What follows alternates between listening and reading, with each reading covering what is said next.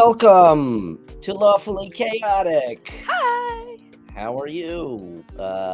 Thank you for joining us. Jason's giving us a little dance down there. No, I'm trying to tickle you. Oh, Poorly. and Sharon, your first official show as official Coco host. Coco. Coco. She's our Coco co-host. Awesome. Coco co-host. So And who's I've- the lawful and I- and who's the chaotic in this situation? Definitely Barry. Definitely Barry. And I finally remembered to make a new panel, so this works with so nobody's cut off. Jason, Business so snazzy. sad not seeing your name last time. Oh, by the way, also a friend of mine informed me that I forgot to change the schedule on my Twitch page, and we were still on Friday, so I just changed that. So Dogs The on you a struggle day is early. real, my friend. the struggle is real. Yeah, the mind starts to go when you get to a certain age. I can barely remember what I had for lunch today. Lunch, what is that? Exactly. Hey, Paradox, how are you? Who is that? Is that one of us? Hi, Paradox. That is Paradox is one of our stalwarts over at the Nice. RPG Academy. Awesome. Yeah. Thank you, Paradox. And a very, very good artist. Yeah? And me and him will be discussing. He's come up with a $10 art solution that I want to hopefully help him promote and get going. The idea, filler art. Everybody needs it. So, like, he's got to make some extra money, and I'm in desperate need of a good artist. And so like illustration. yeah. Like, and his artwork is he does. Where are you? Let me check out the feed right now. He's out of Alaska. Do you have any links to drop, Paradox? We'd love to take a look at some of your it artwork or pages. Paradox. He's in the Discord. He's in my I Discord. know. I want to see on Instagram. Is it paradox.talk? Paradox, put a link in there for your. He may not Instagram. be able to. I don't know what your privacy settings Or in are the for Discord. Twitch. Or in the Tavern Chat Discord, TTRPG Tavern Chat Discord. If you're so inclined, come on over to TTRPG Academy over in Twitch. Join our Discord where we teach, learn, and play. And I'm really horrible at this. I stare at my one monitor because I like looking at Barry and Brian.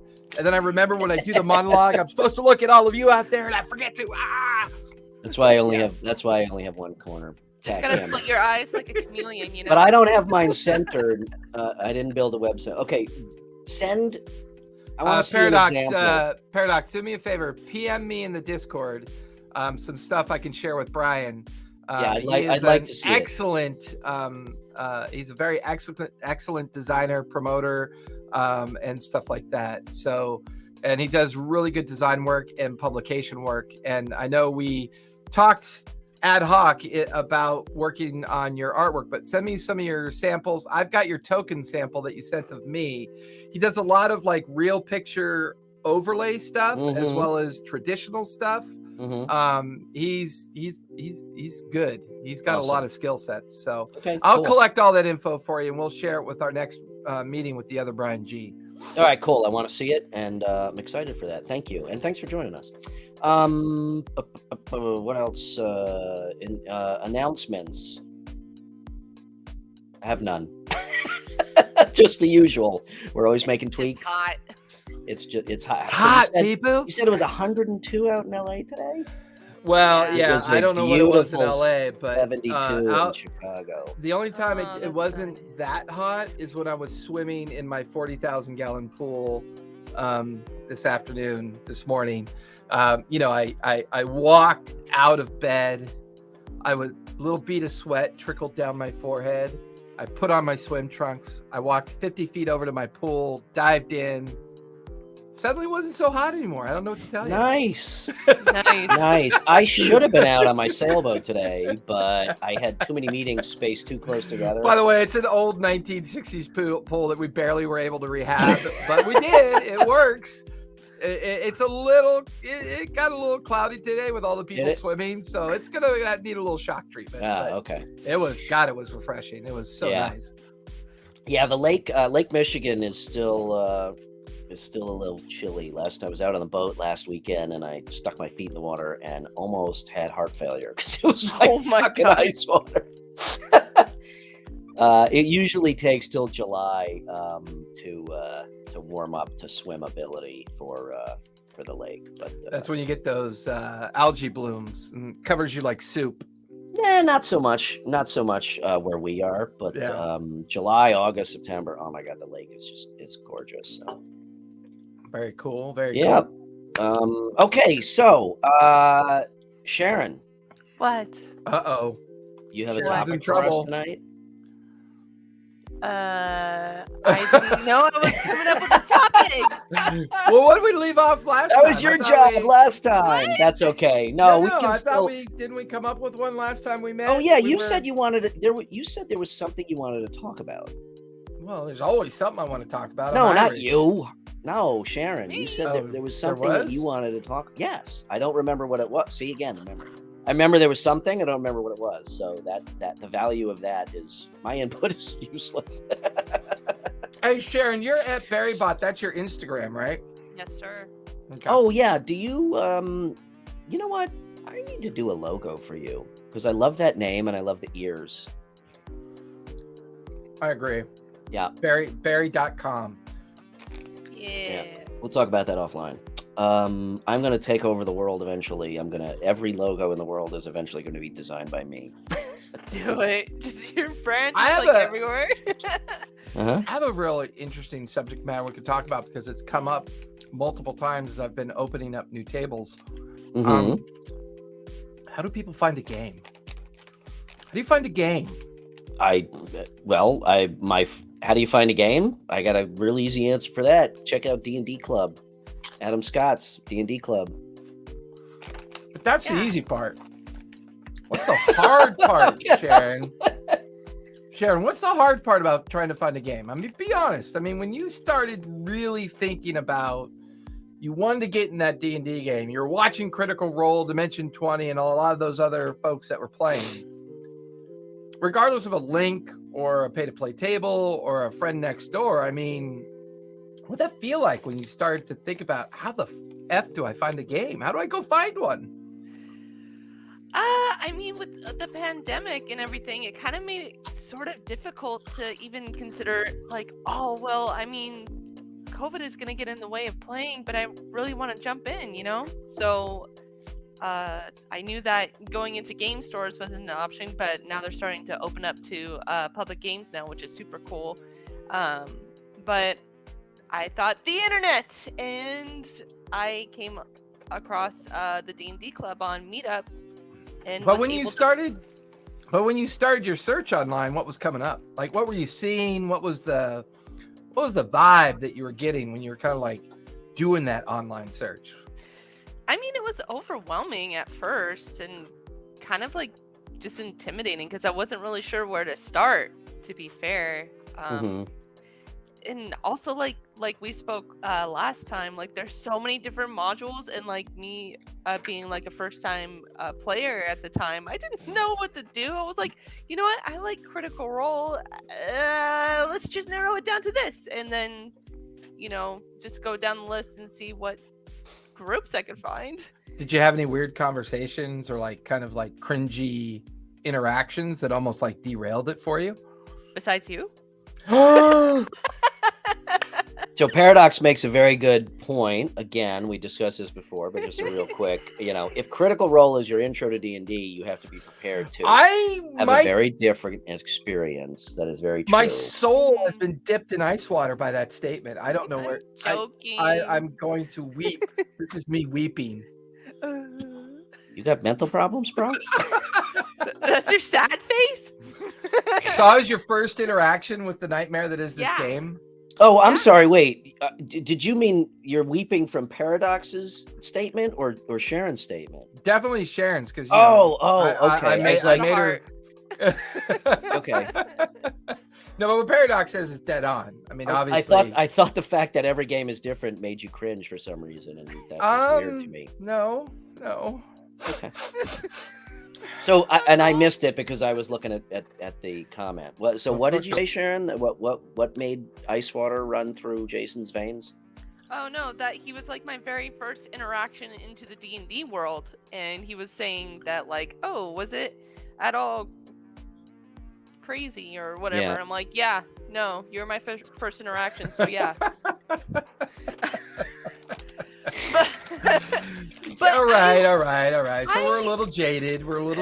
But I mean, it's a generational game now, right? Any game is kind of generational to a certain degree now, except for some of the newer games that come out. But even the newer games that come out are kind of like these, like monolithic rule bending games, or like these, like I don't know if Brian, have you messed around with Cortex at all? Have you taken a peek at that? I have not. Cortex is narrative driven. It Okay. was adopted by the group that had D&D Beyond some like a year ago or a year and a half ago. Oh yes, yeah. And then they linked themselves to the Cortex group, and then they built this Cortex system, which was designed specifically to be character based. Sure, So it sounds like a little bit like the old Vampire Masquerade. a little bit of vampire, but in D&D kind of like Yeah. qualitative, like gaming. But I mean, it like finding a table, like to this day, my favorite table is still when I can drop into a game store and just run a one shot. Say, hey, anybody here want to play? You want to play? You want to play? You want to play? You want to play? Cool, come on over. Let's do a one shot. Hey, that's another interesting topic. We could put it over here for now. I'm just no. I'm just saying, let's put it over here for now. See, I feel like see my fingers on your lips. Put it on the mental Wait. bulletin Hold on. board. Wait. Let's see if we can do this. Put your finger back up there. Let's see if we can make this work. Bear's like, these men are like twice my age. What have I gotten myself into? Twice your age, half your maturity level. And absolutely no beards. No beards. Yeah, no, but I was very lucky to come across the D&D club, and what was really nice about it is that like it's run by genuine DMs that want to tell a great story, and they're not a bunch of assholes or gatekeepers that Adam is a teacher by trade, and he does he really understands what it takes to get people into the game and to introduce most importantly to introduce the game to people. So he does a really great job for that. If you are out there and you are looking, to get into a game, I highly recommend check out the D&D Club. That's a great place to start. Very nurturing.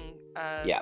You don't need to feel, intimidated. The conversations I've been having lately have been very interesting about finding a game.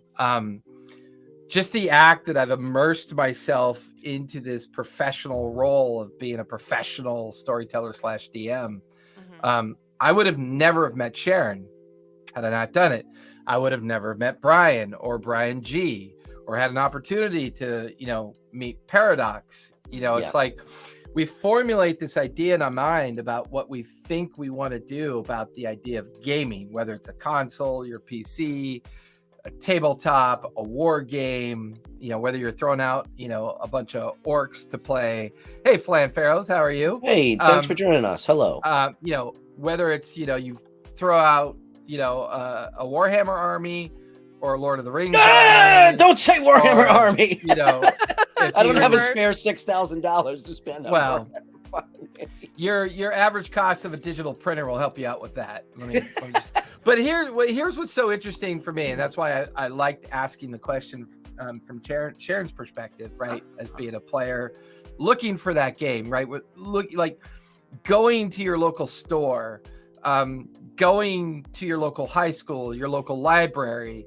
I was floored. I had the most amazing conversation with one of my girlfriend's clients who came in. She was like, he stopped in and looked at my studio, and he's like, wow, this is nuts.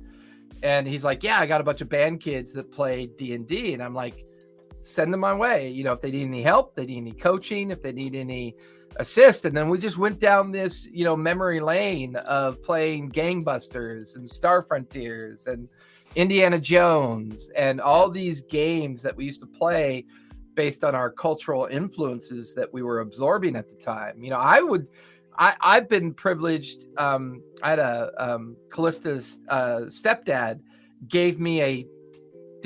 allowed me to curate his entire 1979 through 95 RPG collection.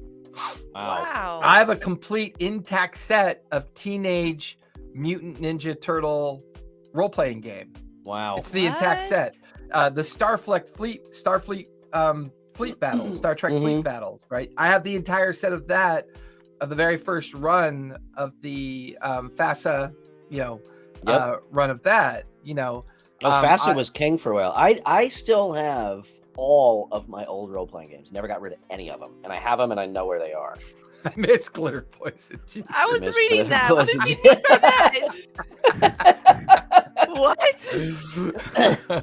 What? which is interesting because reference?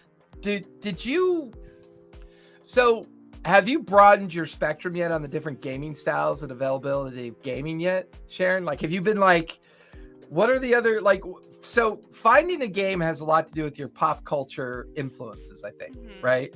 The idea of us natural extroverts, some of us are more naturally introverted, right? That's kind of the gaming, the kind of gaming mystique of who we are. But, is there a pop culture influence on you, Sharon, that if it became I know I have a full set of riffs. I've played riffs. I've got a full set of riffs behind me, and I could show you some really cool books. I'm curious. That's why I recognize that. There's like some the really, original... really good old school games. Well, Sharon. Riffs was very Mad Maxian for sure. Yes. But from a pop culture reference that you immerse yourself in now, Sharon, the pop culture things that kind of entertain you and get you to watch things, what kind of game would you like to see now that you've had your D&D experience and your campaign experience and your exposure to kind of the D&D world, but is there a pop culture thing in your life that you'd love to say, hey, if that was a game, I'd play it? I mean, I'm super stoked to want to jump into like more of a space themed RPG, because I knew a Spelljammer for D&D is a thing, but I want to, like, and not like Star Wars either. I want to actually be on a star frontier that I've never been on or even heard of.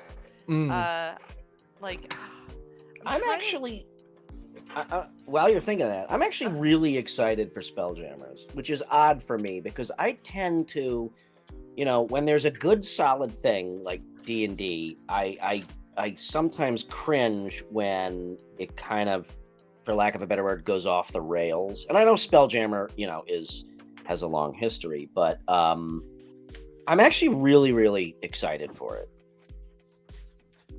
For that, for that reason. Yeah, because it's so brand new. Well, under 5e rules, it is. Yeah, like you know what? You're baiting me. I'm not doing it. You're baiting me. I'm just trying to piss you off, dude. Baiting me. The interesting thing, I've said this about 50 times on this show, and I'll say it again. But the interesting thing is, this whole question of how do you find a game? Before COVID, it was very difficult to find a game. It was knowing people that played it or going to your local game shop. True. I still maintain that COVID was the best thing to ever happen to D&D. I would agree, especially from the online reference, right? Yeah, from the that's what I'm talking about. perspective. The fact that it now is so mainstream to do it remotely. I am very excited to get back in person. In fact, I'm running a game for a bachelor party in September here in Chicago in person at a bar. I'm super jealous about that. Yeah, so it's going to be really cool, and I'm very much looking to get back in person. But again, I've said it before, and I'll say it again. I'm not going to stop doing remote because, to your point, Jason, all of these wonderful people that I have met it's fantastic. And you came into this at a really great time, Sharon, because to me. And I know that there are many more layers, but to me, the question, how do I find a game, nowadays is super simple. Go online and look. And like you said, the problem is not finding games. The problem is being overwhelmed with all the opportunities and sifting through that. And the quality so I'm not of the saying, DM. yeah. Yeah. So I'm not saying that it is easy necessarily to sift through that and find the right game, but it is exceedingly easy to find a place to play D&D. So that's for Paradox right there. Yep, I one of remember. my that. Rifts supplement. I have an entire Rifts stack. I've got the whole set, so that's one of the supplements right there. The Rifter. artwork is so cool. Your guide to the multiverse. Unless you're in Alaska, there is one D&D game in Alaska, and that's it.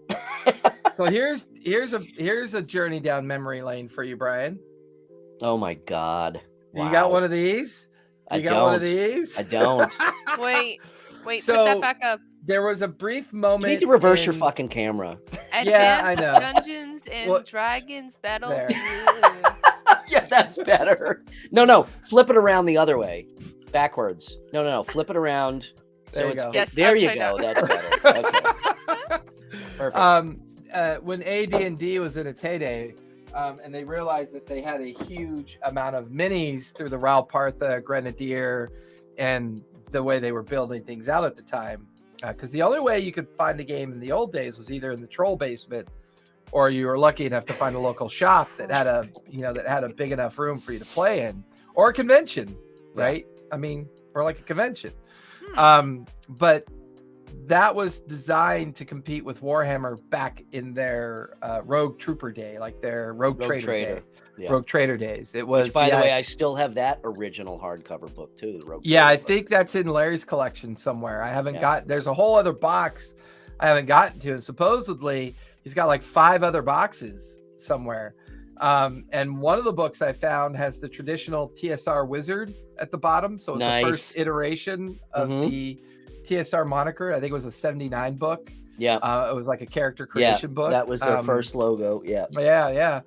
But like, to Sharon's point, sounds like, so what's influencing your idea of playing a space game? Like, is it I just love space, and that's like the final frontier for humanity, and it would be so cool to just kind of. Are you following any of the like SpaceX stuff or Electrux and like all those other like folks that are building rockets and getting, and that's popular science. Neil but that's exactly how you find a game, right? If you suddenly find yourself in a room full of I won't say like-minded, because I think like-minded is over politicized, familiar-minded individuals when it comes to pop culture and gaming and stuff like that.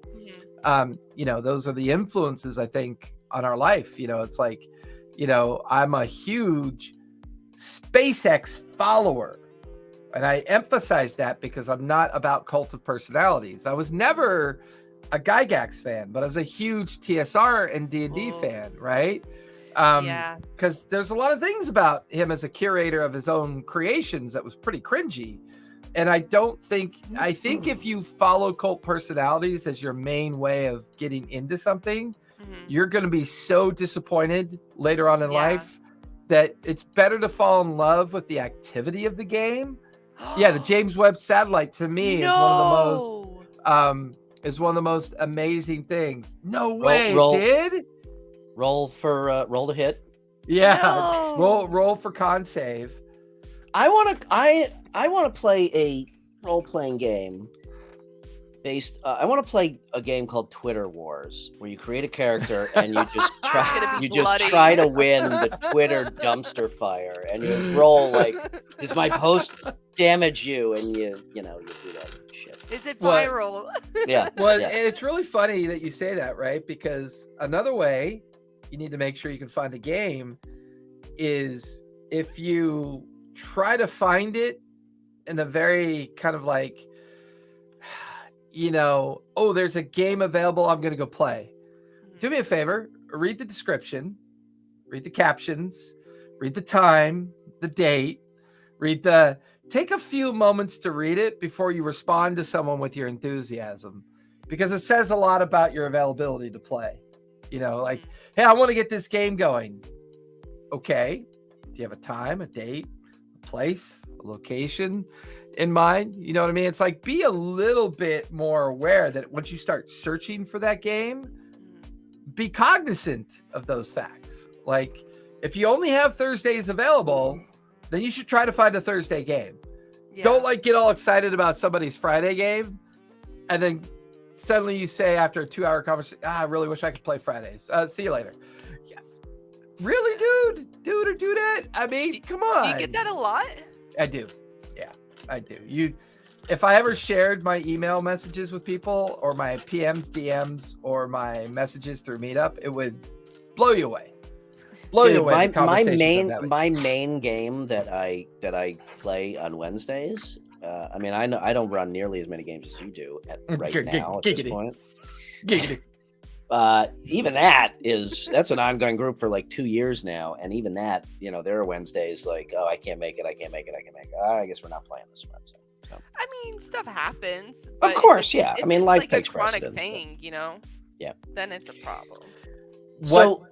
What drives me nuts when it comes to finding a game is show up to the game. If it's work or family for the missing the next one, that's great. But if you're like, hey, the new season of such and such is dropping and I want to binge watch it. Bye. See ya. Yeah, be very tactful about. Bye, Felicia. I want to watch The Mandalorian. Sorry. I'm gonna watch Kenobi. No, kids work, medical, family, all. Yeah, if it's commit to the fun and you'll find a game. If you commit to the fun, you're gonna find a game. Whether it's at a store, at a library, at a high school, at a friend's house, at a relative's house, just commit to the fun. You'll find a game. And I told you, Sharon, I am actively working now on getting up and running for a streamed game, and you are, whether you want to or not, you're in. What? And you Here's too. Your character play. You too, if you have time, Jace. I don't know when it's going to be. Did you just call me Mewtwo? I heard Mewtwo. Mutate. I said mutant. I said it was mutant. Here. Okay, here's a question to kind of change the tack a little bit. This came up. I saw this on Instagram today. One shots. The question was, and I think this was raised by, was it Fire and Dice? I don't remember. Hold on. Let me. I don't want to misquote my content here. It was D&D Minis Daily. And it was, do you find it hard to finish a one shot in one shot? My answer to that is no. Okay, well then good. This is going to be interesting because I find it exceptionally hard to finish a one shot in one shot and one of the things that came up that I found interesting, somebody said, and that maybe the reply was Fire and Dice, but somebody said that one of the reasons is a lot of times like traveling takes up time. Run shots are hard. Oh, so okay. See, I run. See, there's no such thing as a one shot, in my opinion. Although Malcolm, Gentleman Game Master, is really good at that. But I find it very difficult. I don't know. I'm so narrative driven that I find it very difficult to condense that into one session. And the traveling thing was just one granular aspect of that I found interesting because one of my, call it a pet peeve as a DM or as a player is Brian's got a lot of pets. I got a lot of pets. I got a whole zoo full of peeves. But one of the things is glossing over travel time. So when I think the probably the biggest influence on me in D&D is sorry, I'm knocking away all the baited hooks. Okay. Is what, dude? I'm not always baiting you. Come on, man. No, my biggest influence probably is Fellowship of the Ring. Okay, I love that, and it has shaped the way I run a narrative and create a narrative because the beginning of that story starts very small. Okay, and just a 20-mile journey for them from the Shire to Bree is like a major undertaking. It's unfamiliar to them. There's anxiety, there's danger, there is uncertainty. And I think that is a really cool aspect of D&D, especially at low levels. Like if you want to get from Baldur's Gate to Waterdeep, to me, some DMs will say, okay, so you travel and I rolled for a couple random encounters and you get to Waterdeep. I hate that. I had You're gonna hate my teleportation spell. well, see, and that's the thing, at higher levels, it's like, oh, let's do Druid Walk or Teleportation Circle. I'm like, fine. Fucking boring Druid shit. Walk. Yeah. Where you open up the tree and you step Yeah. through it. I'm gonna run my next campaign on Arrakis on Dune. There's no Where fucking there's trees. no trees. There's But, no vegetation whatsoever. Yeah, but I You may really not think, supersede the 25 pages that I've written. but I think that playing out that travel and making it seem that way, especially for low level characters, is really a cool way to set that You tone. walk Every time- into a tavern. So you walk into the tavern. Oh, I totally use the tavern trope. Absolutely, I admit that freely. But I rarely gloss over travel time. Okay, because again, I'm so influenced by the beginning of the Fellowship, where, like I said, it starts very small and ends up huge, and I love that aspect of it. So for me, and that was one of the things that was brought up in terms of running one shots. He said that the person who commented said that, and again, I think it was Fire and Dice. If I'm misquoting, I'm sorry. I'd have to look it up. But actually, here, hold on, I got it. Wait. You get a D- on your quotes page, young Brian. Because, yeah, When you well, turn in hold your on. Ibis, you hold may on. use Ibis as much as you want, but if you don't quote it All right. directly, I- you get enough. I don't remember who specifically made this comment, but for them, they were even having somebody teleport to Waterdeep, but they weren't familiar with the circle, so they had to do research on that. And he's like, yeah, and that took way longer than expected, so that blew the timeline for the one shot. So unless you really railroad it, I find it very difficult to finish a one shot in one shot. So I'm interested to hear what your view is. No, my view is on easy that. because it's going to be very simplistic, 5-minute tirade about all that bullshit you just said is nonsense when it comes to one shots. So my view is easy. Sharon, if you're a player looking for a one shot, what's your perspective? Oh my God! Wait, before you get What? into it, this right there.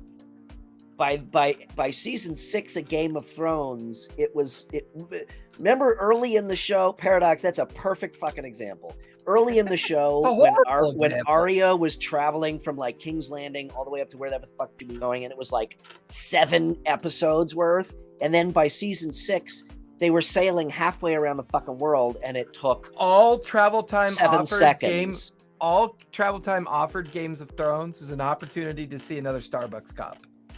That's all that did. Wait, what? That's all that did. The continuity mistakes? Yeah, of course. Well, that's a perfect example, though. And, No, it's and that was terrible one example. thing personally Terrible. that really fucking bothered me at the end of that show. It's like, Terrible. okay, That Varys you is cannot going. sell subscriptions in a VOD position of like HBO and say let's run this horrible drawn out fireside chat of a 2-week travel time with a little girl and a demented axe murderer. It's not going to work in the VOD space. It's just not going to work. Charming though. I mean, I come on. disagree.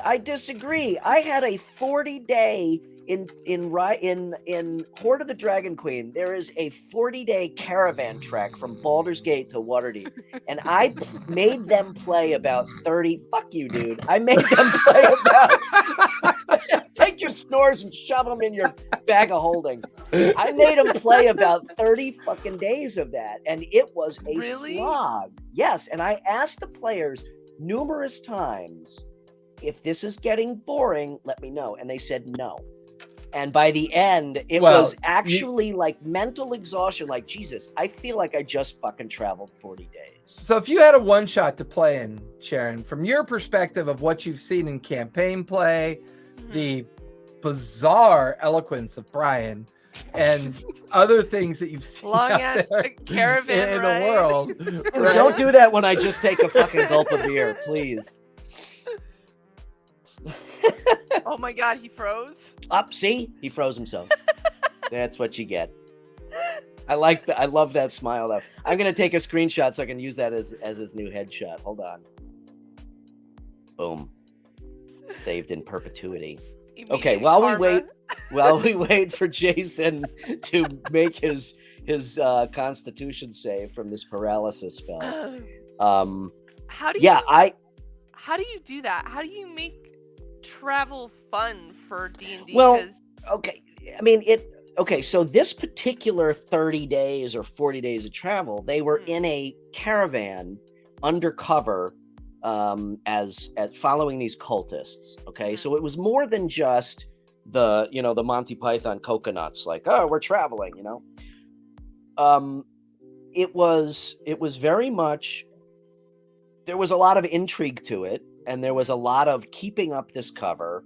It was a lot of random encounters that made sense to my narrative, on the way, and sometimes working with these people that they were actually trying to, to hide their identities from. So there was more to it than just, okay, it's a week travel from here to here. I mean, I only take it so far, but in this case, it seemed to me like it should feel like it was a chore to get from here to there. Right. So I guess it kind of sounds like it's more centered around developing bonds with like the NPCs along the way, I guess, and like having carefully calibrated encounters throughout that doesn't make it seem repetitive. Brownout power. Brownout. This is from Jason. Brownout. Power is being weird. Continue on. All right. Hopefully Jason comes back. But yes, very much so. In this case, specifically, there was a lot of interaction with NPCs. So it kept the narrative going. Right. However, I mean, I don't think it's meant to necessarily be played that way in the book. So consequently, my players are about 3 levels or 4 levels past where they should be in the book, which I don't care about. Right. Because to me, that was you adjust on the fly, and that was an important part of the narrative, which is why I did it. Now, if it's just the party traveling through the wilderness, I'm not going to drag it out that long. But this is it's just a personal thing for me. I like that to be part of the adventure, because you never know. It's also a really good opportunity, in my opinion, for side arcs. I mean, you never know what's going to happen in the middle of a forest or on a lonely road or right. So getting back to the original question, though, is finishing a one-shot in one shot. And I guess if you write the narrative, where you're not traveling from place to place, this is just one small part of why a one-shot may be difficult to finish in one session is travel time. But the overall gist of it was, unless you have such a tight narrative that there's just no opportunity to go off story, which is kind of contrary to the whole role-playing experience. In my opinion, it is really difficult to finish a one-shot in one session. Right. And can one-shots mutate into a campaign? I've had the same rations in my pack for a year-long game before. Okay, so here we say I find travel boring. I mean, that's initially what I thought too. But if you can make it interesting and like have it. And that is why Jason Baldrick is. Oh, hey, hi. Didn't see you back there. Just kidding. We just had a brownout. Our power just blinked out and then back on really quickly. Just enough to cycle the internet. Gotcha. No worries. So we were just finishing discussing about the travel time and whatnot. But I'm curious to hear your so travel time's irrelevant when it comes to one shot. The hard, cold reality of a one shot is if you want it to work as either a gateway into a campaign or to allow itself to be calibrated as a traditional framed game of time for a purpose, you don't necessarily have to railroad it from a linear perspective, but if you don't frame it out in such a way that allows you to control it without them realizing you're controlling it, then it's no longer a one-shot. The purpose of a one-shot is a very well, quick, and minimalist defined story with a very set expectation, an understanding for the one-shot to work that some role playing is going to be sacrificed for the purposes of the intent of the one-shot. And it's just a hard and fast reality of it. And that's totally fair. And that was what I just mentioned to Shannon before you pop back on. Sharon, I'm sorry. I have like 3 Shannons. My name is like I know. I have like 3 Shannons I work with, so please don't take offense to that. Flan would be a really good person. I shouldn't say it that way. Flan's a good example of what some people may be looking from a one-shot. Right? They want to try out the combat mechanic. And that's totally fine. But I guess I'm talking about a one-shot that still seems like there's a story to it. And again, Malcolm, Gentleman Game Master, is very good at doing this. I admittedly, have a lore background, right? A one-shot could have a lore background, a little bit of a story. Maybe you start off in a little town outside of the major city where you got the job. The regent contracted or warranted you to go investigate the ruins. You go investigate the ruins.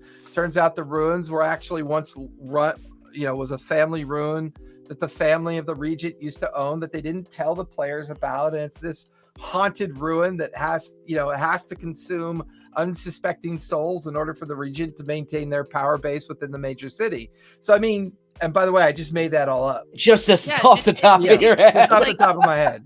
Just like Indiana Jones style, basically. One shots. And I guess that is one thing that I have to. Admittedly, I am not good at running one shots because I like to. Another thing about the way I run games is I kind of like the mystery and intrigue of like the Onion. To me, it's always something that is part of a greater something that is part of this grand scheme. So I find it hard to not make that part of a one-shot narrative. But you're right. If it's put together, if it's written well, then it doesn't necessarily seem like you're railroading the troops into, this is the only thing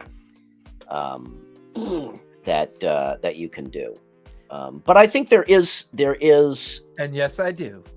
I think there really is a skill as a DM to running an interesting and yet streamlined one shot.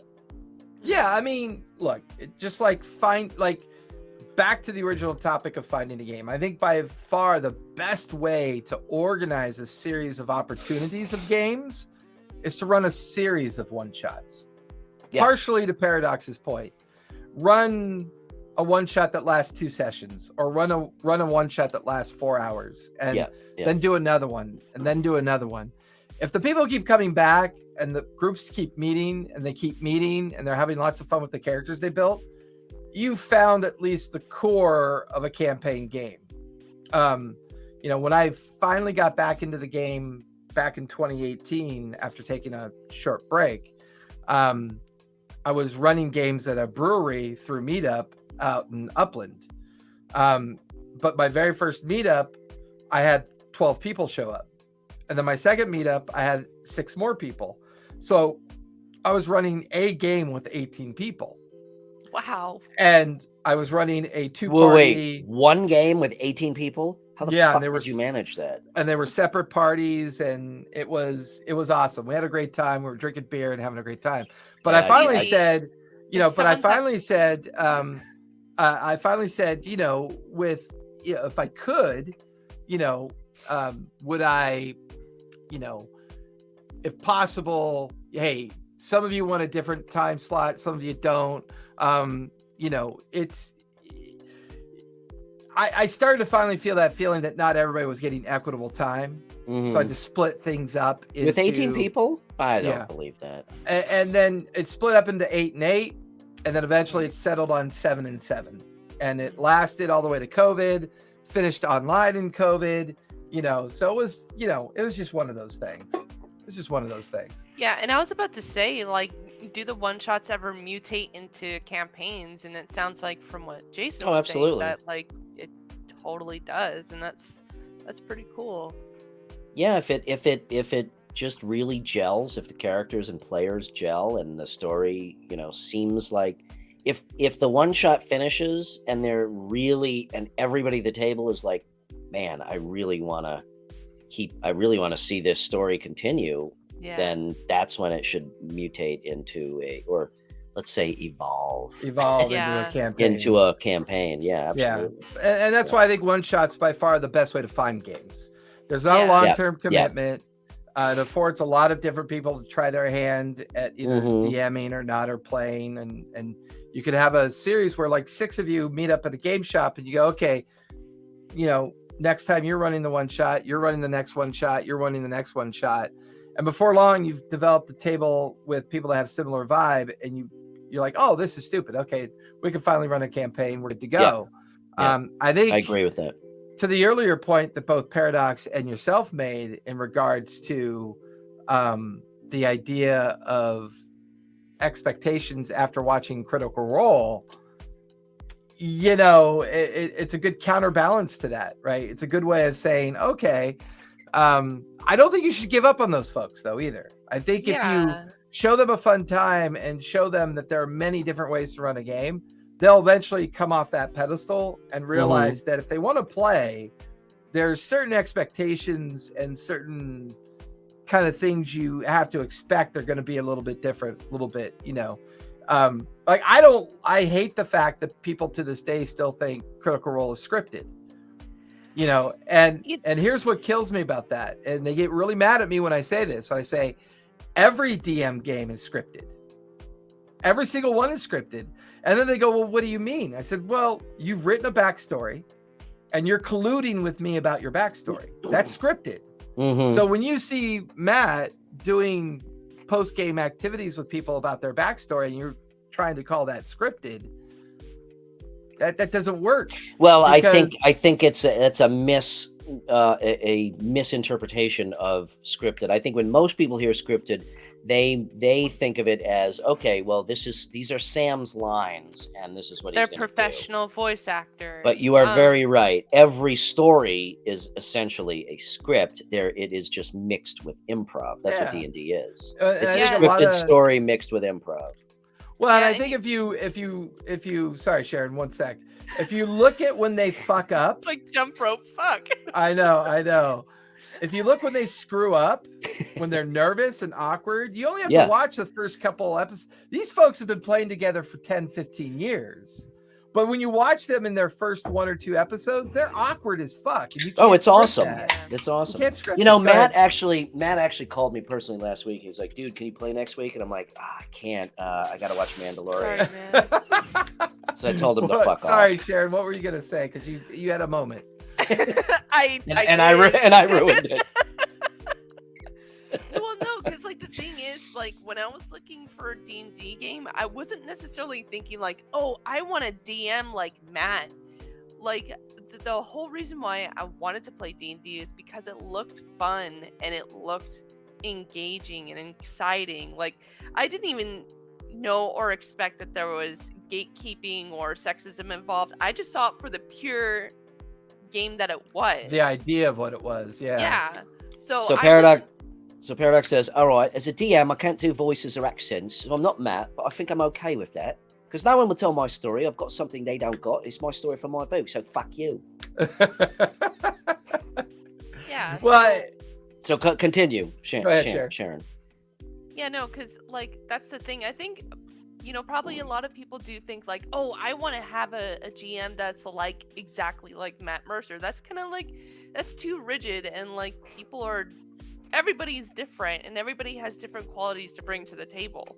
Mm-hmm. So I literally went in for the creativity of the game and what everybody can bring to the table. I'm not setting standards. I mean, the standard for me would be like, okay, well, everybody gets along, Yes. And don't be a dick, Yep, that's pretty much rule number 1 for D&D. Have a good time, don't be a dick.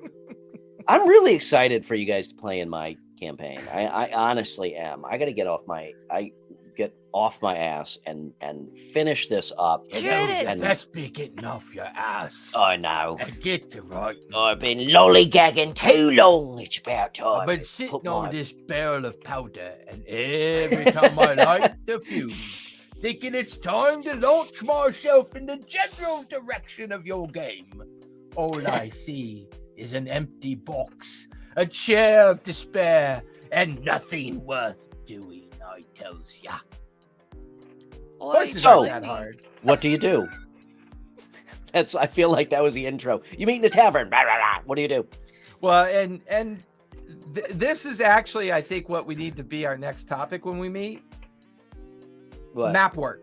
I'd love to have a conversation about maps, when to use them, Man. Perfect. how to use them. That's actually a should really you use them? I think that will be a good topic yeah. for next. That time. is. I think that's a great topic because that spans. To me, that is flat maps versus terrain versus when to use maps versus when to theater. you know, of the use mind theater of the versus mind. Absolutely. descriptive. Yeah. Okay, yeah. one of us has to fucking remember that that's the One topic of us, for the next one show. of us. All right. Yeah, cartography. Next Cartography. episode. Boom. Yeah. And that's why. That's why. Yeah, yes, it is that. Yeah,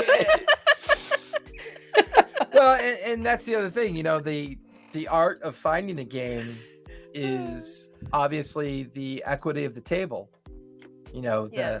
the vibe of the table, setting the right expectations, you know, organizing the table to be inclusive, not exclusive. Mhm. Yeah. You know, So and important. I know in the social spaces there's a lot of different ways of presenting the game versus what we actually do when we play. It's Yeah. you know, it's I'm very fortunate in the sense that I play, if I do the math, I'm playing 22 hours, maybe almost 30 hours a week of D&D. Not a Jesus lot of people could Christ. say that they get to do that, right? Wow. You know, I don't. what is I don't that? even know how you manage that. I honestly don't. From a time standpoint and a mental standpoint. Yeah, I mean, you saw him glitching earlier, so I mean, you know, something. Yeah, that wasn't the power. That was actually him. that was pushing that it. was my OneNote file synchronizing with the He's cloud. actually a robot. The entire Earth went down. But there's a lot of dirty little secrets that you can use to still maintain the fun factor and find games. To this day, my favorite games are always going to be live. That's never going to change, right? It's just never going to change. Now, the digital space has offered us the opportunity to play more games Mhm. Yes. than playing live does. Therefore, you have exposure to more personalities, yes. more different types of people, more different ways that tables come together. I mean, the variety of people that I have at my tables is just phenomenal. amazing. It's And just, I Yeah. could never, in a real life game shop situation, I don't know if I could get that lucky. I might. No, but I don't don't think know. I would. I agree with you 100%, and I agree with you also that I still prefer live. It's much more immersive. It's much more fun. It's much more personable. But you make an Yeah. excellent point. It is the variety of people that you can meet and interact and play with remotely that is so wonderful about what's happened with the digital space. You know what I plan to do is when I do run games. I heard the P word. Plan. When I do run in-person games, I may set up a camera and stream it. Which I know is not groundbreaking. I mean, you have a studio set up, but I'm talking about just any old game. Like if I go to a bar or whatever, take a tripod, set my camera up, Tripod. The drink set has up gone my to his head. phone, set up my phone, What would that sticker look like My- again, Brian? Can my you show us that beholder sticker? juice. Here, look, my beholder juice. Roll for Constitution. Roll for con. And I was Um, actually scared to play online actually because I wasn't really sure what I was signing up for, even though like I read the posting that like, oh, this totally fits, you know, but like I don't know how the group is gonna mesh with me. Only the DM does. So, Sharon, I meant to tell you, Aw. there is a meetup group called Goodberry D&D on Meetup. Shut up. You need to go check them out. I think they're Wait, located in Berry or Yeah, like- Berry? Goodberry, like the spell. Oh, I was like, oh.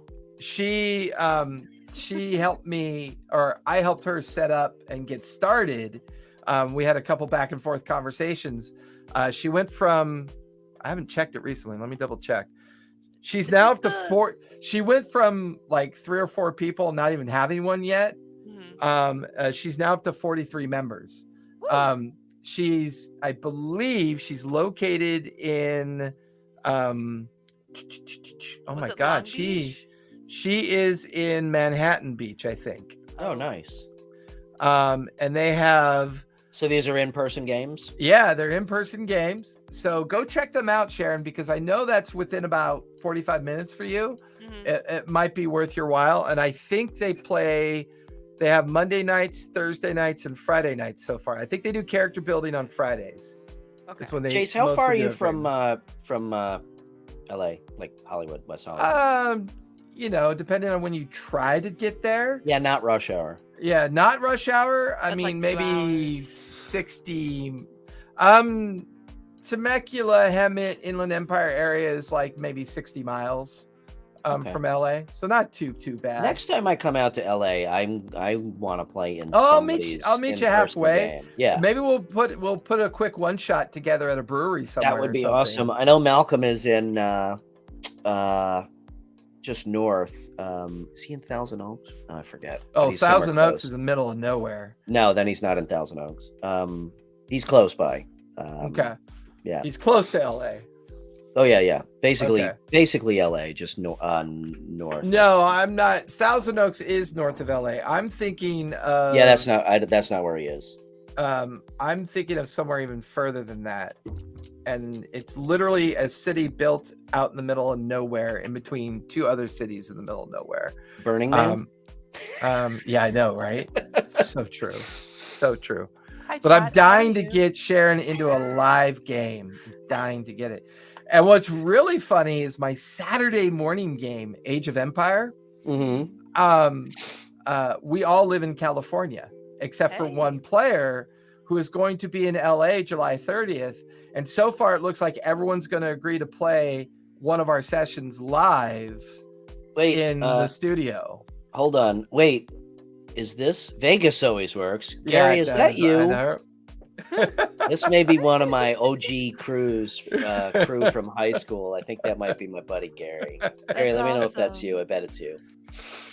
Yep. Hey, hi, thank you for joining. Gary's in Vegas, doing some super secret government nuclear shit, and that's Aren't no they joke. always? Awesome. Thought you remember the DARPA warrior. or Oh, that's right. I do. I thought that name sound. Ugrun was one of his characters. Forgot about that. Well, awesome. Thanks for joining, Gary. DARPA, DARPA. or Salt. What's the other one out in the Salt Flats? Area 51. No, Yeah, he's maybe. At, I don't know how much I should be telling because he's like, I can't. It's like security clearance. They're and shit. So watching, he's the right? one I'm gonna get a that's fucking dissecting- call from the FBI, which I He's have the one gotten that's- before as character references for Yeah. Gary. So he's the one. He's the one dissecting aliens out there in the Vegas desert. No, it's actually like nuclear terrorist threats shit that he does. We had a Interesting. But Gary and I have um, played. Gary and I, shit, how long have we been playing? Since 19. He's on the uncovered side. Oh, so there are no secrets. So Gary's phone number is. No, I'm just kidding. Spill the beans. How long have we've been playing since what? 1983, 80, 84? 80. Something. We've played everything. 83. 83, yeah, Oof. yeah. So Oof. We have this other little hobby I do is called the SCA, but we had a buddy of ours that partied with us within the SCA mhm. actually ran our house. He built thermonuclear weapons. That was his Sixth grade. job. Oh, Yeah, Really? that's he cool. engineered thermonuclear weapons. He was Oh, the wow. one that worked on the science of the yield. Oh, What he okay. did. That Well- and he also was a biochemist in his spare time. So he Okay. also Oh, did he would figure out how to take natural things in the natural world and extract their poisonous aspects. And that's, and then build, all of his, chemical bases from natural occurrences. Yep. Society of Creative Anachronism.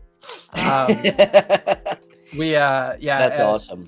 Pre-COVID, nice. An alchemist, there you go. Yeah. Yeah, Pre-COVID, pre-COVID, we would go to 4 or 5 events a year. Not including the Ren Fair stuff that we would do, but one of these days we'll do a session about the SCA, and we'll do some shares on that because it's definitely some interesting stuff. Yeah, but Gary, of all the when we were kids, Gary was our kind of de facto DM, because back then it was funny, like none of us wanted a DM, so it was always like, Gary, you're DMing. He's like, that was always the common. That was always. But he was an awesome DM who could not be bribed or flattered in any way. Well, that's one of the things I'd love to expose Sharon to some more of with different games. One of the things that we lack are female DMs and storytellers. Oh my God, yeah. We don't have enough of them. Emma Soros is like one of the few that I know in the realm of gaming, and she's just another teacher. Yeah. Once again, another teacher. Hey, we're up on the 1 hour mark. All right, cool. Anybody got anything to promote? Sharon, where can everybody find you these days? What's your socials? Find me on Instagram right here, and then you could also catch me at the D&D Club on Saturday at 7 p.m. 4 p.m. I'm always getting the time wrong. 4 p.m. Pacific Standard Time for the Graying Lands campaign. It is an ongoing campaign. It is on episode 30. Jason? I don't know. I just run it. I don't pay. 30. I'll just say 32, and we'll go with that. It's the 10th anniversary of our. It's the 10th anniversary of our 40th show for the 6th time. My Tuesday night game just celebrated their 2 years, 2 months. Nice. We just did our 100th session, our 80th episode. That was pretty amazing to do. But you can always find me at TTRPG Academy. You can find all my socials and everything there on my Twitter, my Instagram, my Discord, wherever you want to come and have a chat about running games, whether they be online or in person. I'm always available. Brian? Best place to find me is Instagram. Do a lot of collaborative work with Jason, obviously. We'll be doing a lot of collaborative work with Sharon. Do a lot of collaborative work with Brian Gomez over at Bearded Nerd. We've got a lot of content coming out that I'm really excited for. So keep an eye open for that. And I guess I think that is about it. I gotta tell this dad joke before we leave. I gotta top that one. Why do bears have hairy coats? For protection. I got one. That's one of my Nightbot bots. I love that one. Dad jokes always get me. All right, Sharon, let's hear your dad joke. Have you guys ever heard of that zoo with the one dog? No. Yeah, it was a Shih Tzu.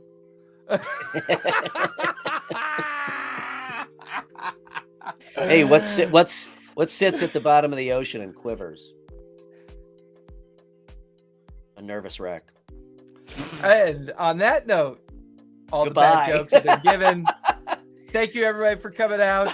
Yes, thank you. Thank you, Ugron. Thank you, Paradox. Thank you, Flan, for joining us. We will see you.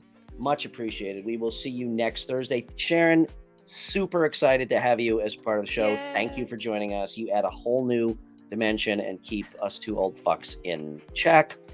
You guys are crazy. I haven't written a check in 25 years. And as always, Jason, thank you for being my partner in crime.